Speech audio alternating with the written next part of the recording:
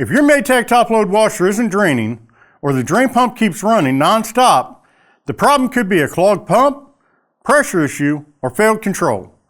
I'm Ed with AppliancePartsPros.com, and today I'll show you how to test the drain pump and find the cause step by step.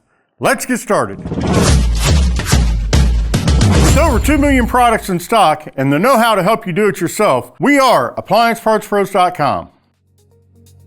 For today's work, we'll need a 1/4-inch nut driver, a 5/16 inch nut driver, channel locks, a multimeter, and a putty knife.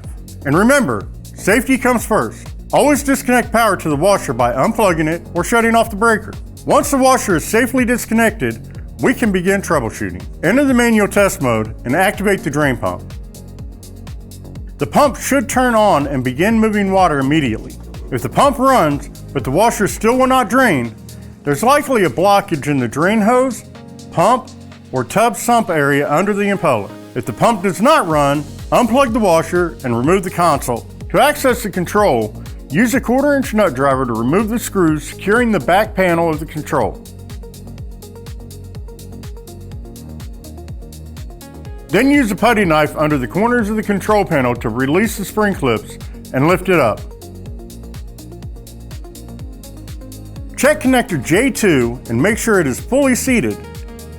Then remove the J2 connector and test resistance across J2 pin 2 and J2 pin 3. The drain pump circuit should read approximately 14 to 25 ohms. If the reading is open or out of range, tilt the washer back and access the pump. Check the pump terminals directly. If the pump itself is out of range, replace the drain pump. Plug the washer back in. If the drain pump keeps running continuously, press and hold start for 3 seconds to cancel the possible pump out mode. If the pump immediately starts running again, check for additional fault codes like F9E1 long drain or F3E1 for a long fill. Inspect the pressure hose from the tub to the control board. Make sure it isn't kinked, clogged, leaking, or filled with water or suds. Once you've confirmed the drain pump is faulty, unplug the washer and tilt it back carefully. The drain pump is mounted underneath the washer near the drain hose connection. Use channel locks to release the hose clamps and disconnect the hoses. Then unplug the wiring harness. Remove the mounting screws securing the pump to the washer base. Remove the old drain pump from the washer. Here's the old drain pump, and here's the new one. If you've already got one, great. If not, you can pick one up at AppliancePartsPros.com. Install the new drain pump into position and secure it with the mounting screws. Reinstall the drain hoses, making sure the clamps are fully seated. Reconnect the wiring harness. Lower the washer back into place. And reconnect power.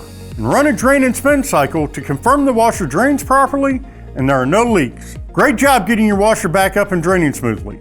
We'd love to hear your repair story, so feel free to share how it went in the comments below. If you found you still need a new drain pump, just have your washer's model number ready and visit AppliancePartsPros.com. Most orders arrive within a couple of days. Thank you for trusting us to guide you through your repair, and we look forward to assisting you with your next project.